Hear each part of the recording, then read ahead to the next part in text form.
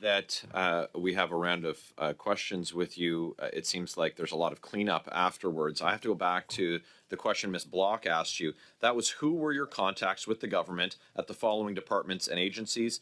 CBSA, Innovation, Science, Economic Development Canada, Employment and Social Development Canada. Are you telling us you don't know the answers to that question, or is your answer that you're refusing to provide us with the information that you have? Oh, not at all. Actually, I think my answer was I will provide those to you in writing after this meeting. Do you know the answer? Exactly what I said. My question is, do you know? Then provide it, I do know the answer. I will after this meeting with writing. You know, I think that you have a grave misunderstanding of how this process works, and your refusal to answer questions here is a contempt of Parliament. And so that is something that we can take up. I know it's great. You take great umbrage in the fact that that a subpoena had to be issued, and that had you not appeared today, a warrant would have been issued and you would have been arrested and brought before this committee. So you're here very much not because you want to be forthcoming. You're here only under the threat of arrest. So that's what we're dealing with and trying to get answers from you. So you'll have to excuse me if I don't believe you, sir, that you're going to bring us the answers after the cameras go off and the committee is adjourned. Because in your first back and forth that you and I had, you know, you admitted to having perjured yourself in a previous appearance at this committee. So I have to go back and talk about that again. You admitted to meeting officials in private residences, and you exposed your own lie. And so I need to know, what are the names of government officials that you have met with anywhere outside of government offices? Just the names. First of all, I want to address the first thing you said, where I don't want to be here because I want to be arrested. I don't want to be here because my family and myself and my kids have been threatened. And people feel like that's the real reason why I don't want to be here. The question is very straightforward. It's for a list of names. Yeah, which I'm happy to give you, and I'm admitting I will give you those within 24 hours after the testimony. I don't believe you. Did you ever meet with Philip Johnston in a private residence or any place other than a government office? I've met with Philip Johnston outside of work, yes. Where? At a pub. When? 2021. We're going to circle back to that. Have you ever met with Min Doan in a private residence or anywhere other than a government office? No, I have not. Same question. Cameron McDonald. I have met him outside of work. We heard the testimony 3 times. When and where, sir? I'm happy to provide that information in 24 hours. I don't have that in front of me. Same question. Antonio Utano. Yes, I have. When and where? Again, I will get you that information. Kelly Belanger. I have never met with Kelly Belanger outside of work. Mark Briard. Yes, I've met with Mark Briard outside of work. When and where? I'll get you that information.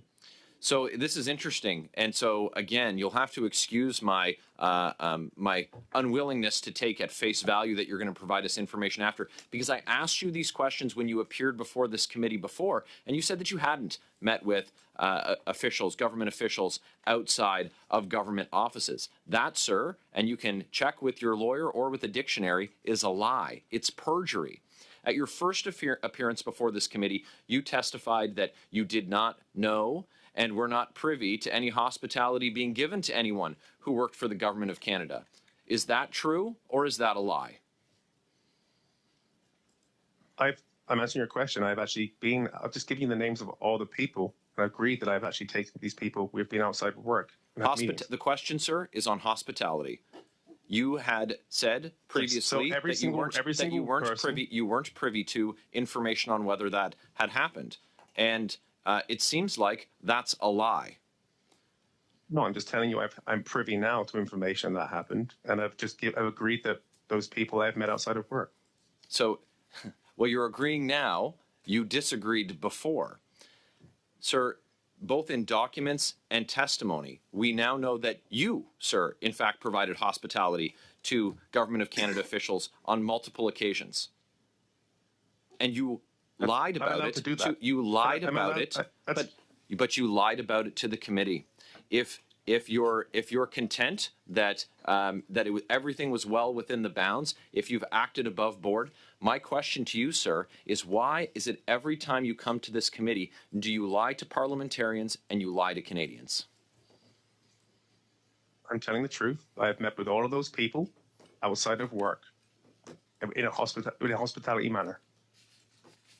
Thank you, Mr. Barrett. Mr. Sousa, please. For Chair, five. just a point of order.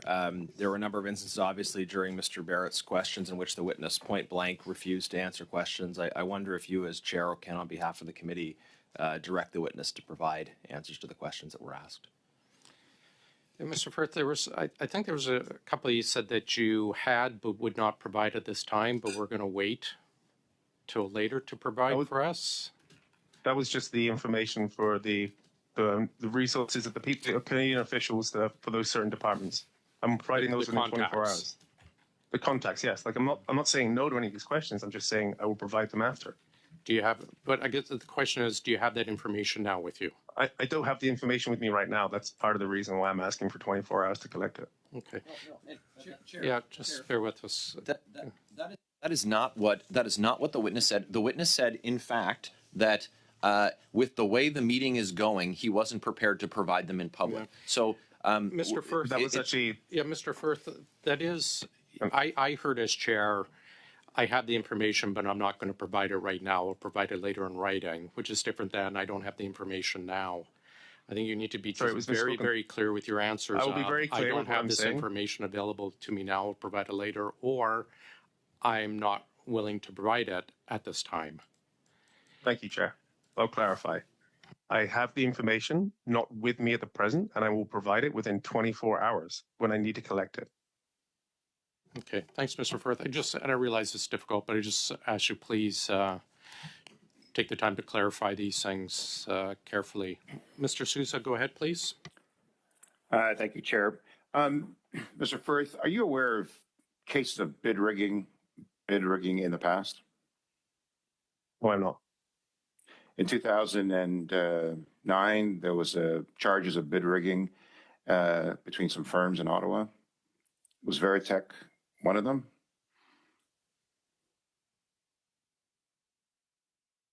I think there was one of 5 firms, I think, with bid rigging associations. I think so.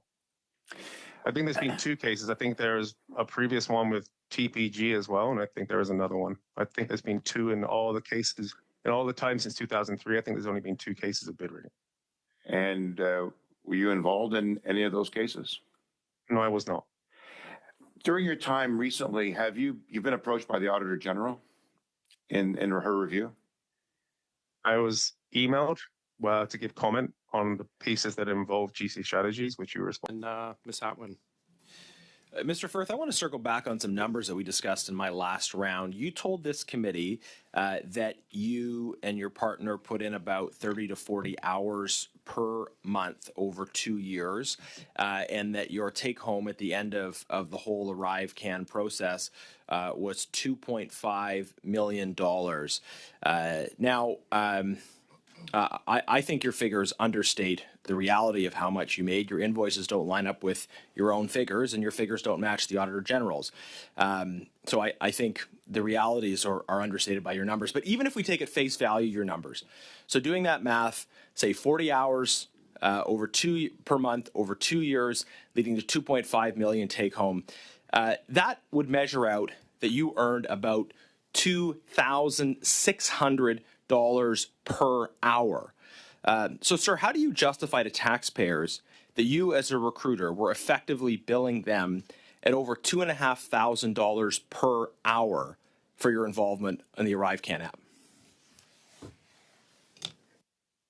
You have to look more about the fact that this is not an hourly job. I mean, it says 30 to 40. I can be working in the evenings. I can be working in the daytimes. I can be working on the weekends. Like, you must appreciate, like, there's a lot more that goes into just getting a set. This is not an hourly job, first of all. And but I asked you the numbers, right? I just asked you to tell us how many hours, and I did a simple calculation based on your estimates. So, okay, maybe you work on weekends, so you think your weekend rate is $5,000 an hour, and your week time rate is only $1,000 an hour. The point is, I just did the math based on your, I think, respectfully lowball numbers, and they come out to $2,600 per hour. Do you think for Canadians that are struggling under the burden of taxation and other challenges that they face in terms of affordability and cost of living, do you think you can really justify to them that you, who was recruiting other people to do IT work, were billing at $2,600 an hour? First of all, I don't make this decision. The government obviously is valuing what myself and my firms and firms like us do. So I can't comment on what my hourly wage is. I can just comment on the fact that we've had 55 contracts prior to these ones at CBSA where the government's seen value in everything we do. So right, sir. I don't make that decision. The government makes that I decision. actually think you make a fair point there. This is a question that I should be asking to the government. If they're paying you at this rate, why are they doing it? And these are questions that I think we need answers to. Sir, I want to ask you about Dalian's role in this deal. We found out some very striking things about Dalian recently. As far as you were able to see, what did they do for the $7.9 million that they purportedly got for their involvement in ArriveCan? I'm sorry, I had no interactions with during ArriveCan. They had their own contract, and I had my own. I didn't have any interactions with them. Did you have any discussions with them before or after the bid? No, not at all. They were not part of they were not part of any of the three. Because you're telling us you never discussed or the ArriveCan work with Dalian. Oh no. Oh, you did discuss it. Sorry, go ahead. Did you or didn't you? No, there was. We've spoken about mobile application work. We've never spoken about contracts. Never spoken about ArriveCan specific. It may have been mobile work. Sir, applications. Did you or did you not have discussions with Dalian about the ArriveCan project, the contracts, the work that was done, anything to do with ArriveCan? We'd have had conversations, but way after the contracts were awarded. This was nothing to do with back and forth before any contract. Okay, so do you know what they actually did? I was not part of their contract. I was not working with them. Like they were completely siloed doing their work, and I was siloed doing my work. But you had conversations with them, maybe not, but after the fact. We never had conversations prior to ArriveCan contract awards. We speak. Sir, I have one more question. This is respectfully getting nowhere. My colleague asked you that the Auditor General found that GC Strategies were involved in the development of a contract from the Government of Canada valued at $2.5 million for your firm received in May 2022, that you were involved in the development of that contract. Could you please tell us, sir, who did you communicate with the Government of Canada for the contract received in May 2022? We want the names, and I would ask you to answer that question. I would ask the chair to put that question to you on behalf of the committee and insist on an answer. And an answer right now. Are you clear on the question, Mr. Firth? I am. And again, I'm standing strong with what I've said before. This is being pushed by the committee to put all these allegations up against me and my firm to the RCMP. And at this point, if there's an ongoing investigation, I'm not prepared to comment on it right now. Just on a point of order, what you think my motivations are for asking the question is not at all germane. I'd like the chair to put the question to you, and you have an obligation to answer it, whether you want to or not, because of the rules that apply to Parliament, to its committees, and to witnesses who come before it. So, Mr. Chair, could you put that question and insist on the Mr. Firth, answer? we would appreciate an answer, and the fact that you've stated yourself you have not been, or GC or your partner have not been contacted by the RCMP, leads me to believe perhaps they're not going down that path with you. So I think the committee and taxpayers would appreciate a response to Mr. Genuis. Appreciate the question there, Chair. But the truth is, I mean, what's being reported on Twitter, and as a result of some things that are said here in this committee, and the fact that it was pushed by most of the committee members, with everybody that's coming forth of this, to push all information to the RCMP, I have to assume that that actually is happening. And even PSPC and the Auditor General have said they've moved their information over there. Right, but and again, and I'm sorry to interfere, Mr. Genuis, or intervene, but you've stated yourself they haven't started anything with GC. I'd hate to ask for not be able to get to any responses based on a supposition that they may one day. I think it's a fair question. Would you please provide an answer? Would you mind if I just take 2 seconds with my lawyer, please? Of course. Just turn off your mic, please.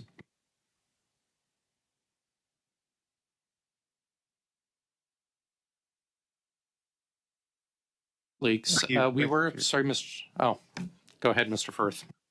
Sorry, thank you.